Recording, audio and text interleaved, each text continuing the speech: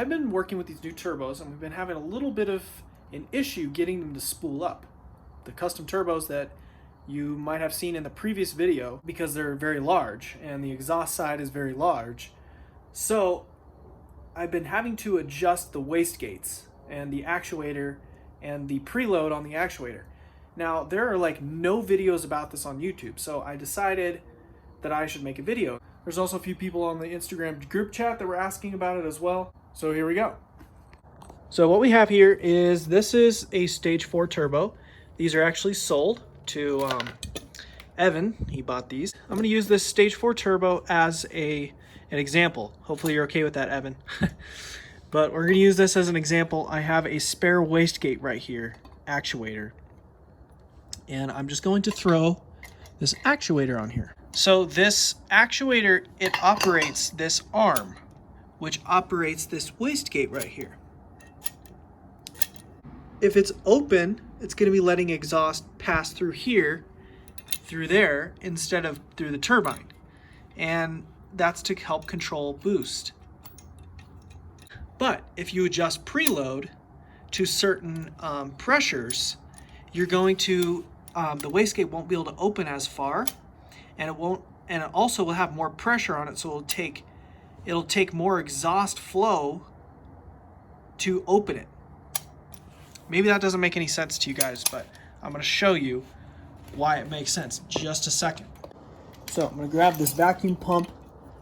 On a stock turbo, you want 9.5 inches of mercury on the wastegate actuator.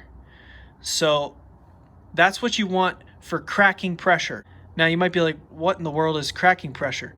So I'm going to start taking some vacuum on this. And you're going to watch very closely at that wastegate.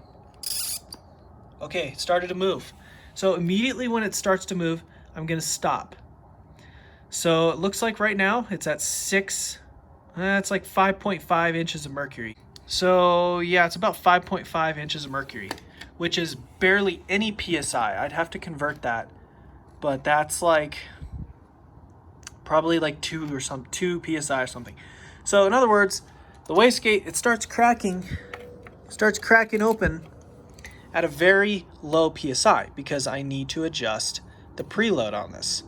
So now what I'm going to do is we're going to adjust this way down there, and I'm going to let this pressure, I'm actually not, I'm going to move it all the way to here, and I'm going to screw this in.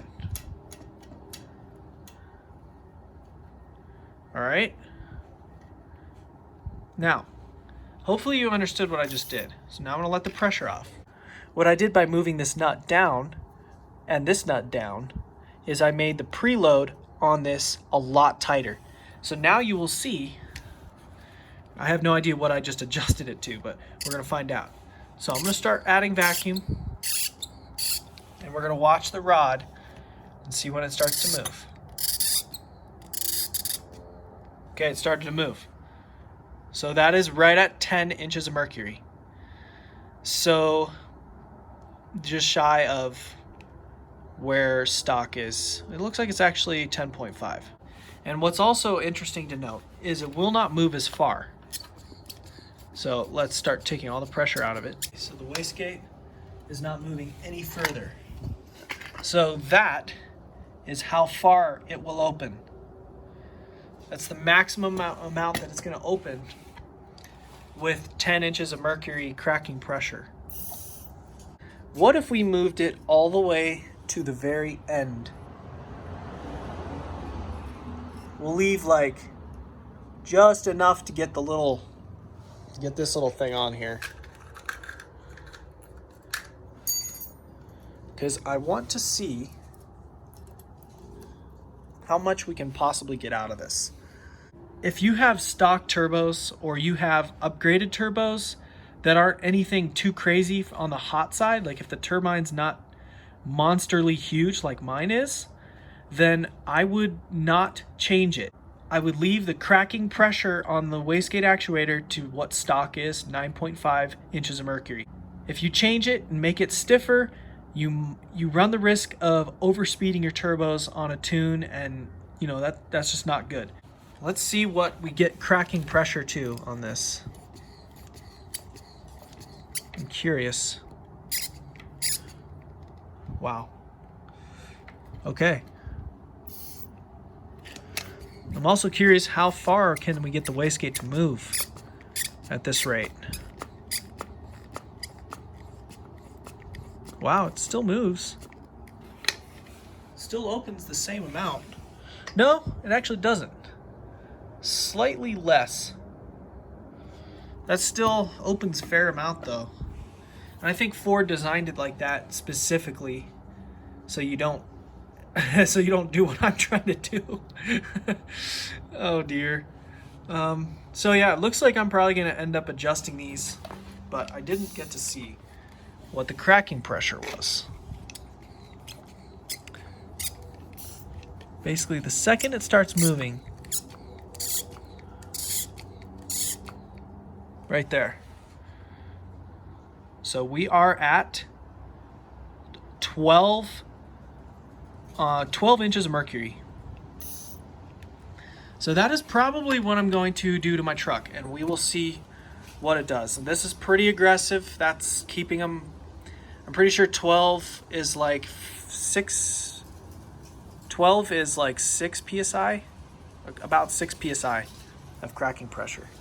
So I know some of you guys were interested in seeing how my truck was doing and seeing the turbos and what they look like on the truck, and I didn't really get to show you guys any good installation videos. So I'll just kind of show you guys what the turbos look like and kind of give you a little bit of a rundown of how they're doing. And I'm also going to adjust the wastegate actuators like I was talking about in just a few minutes ago. So yeah, there's one of them, looking pretty good. As you can tell, that inlet is a lot bigger. And I actually have noticed there's like almost no compressor surge. And I was told that that was going to be the case because of the larger inlet. I guess the larger inlet it's just better with compressor surge. The smaller inlet, not so much. It probably has something to do with like the different pressures at the inlets. I don't know, but it does a lot better. I've heard it a few times, but it's like very minimal. I've heard it a lot more on the stage 4s. This side also looking good down there. There's no leaks, so I'm happy with that. So I just took it off of this line right here, which if you trace that line over, it comes over here to this deal with the big white sticker on it. And that thing is the wastegate solenoid. So I've just taken off this line right here, which connected to there, and it goes down there to the wastegate actuator. And the reason I'm doing that is because I'm going to test the pressure on the wastegate right up here. Because if you try to take it off, well, if you can even reach it, I can't even reach it. Let me show you. It's so far down in there. The barb is on the other side, and you can't even see it. So right now I just have the screwdriver in here to hold the stupid wheel well liner out of the way so you guys can see. But I'm going to take this deal off. All right, so I've adjusted it to right there. There's not a lot left on there, but I'm going to go ahead and test the actuator and see what it starts cracking at. There we go. So let's see when it starts to move.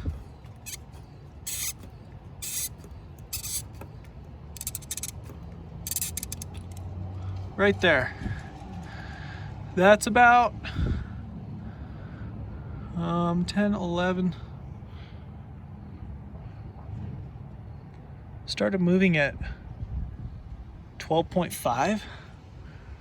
Really?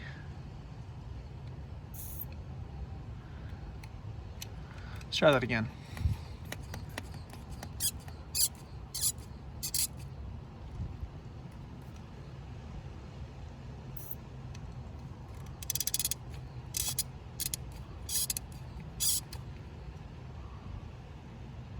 It's about 12. It's about 12. Okay, so then that's probably right where I want to leave it. And I'll do the other side as well. All right, so I got the other side done. It's also at cracking pressure of 12 inches of mercury. And so they're both the same now.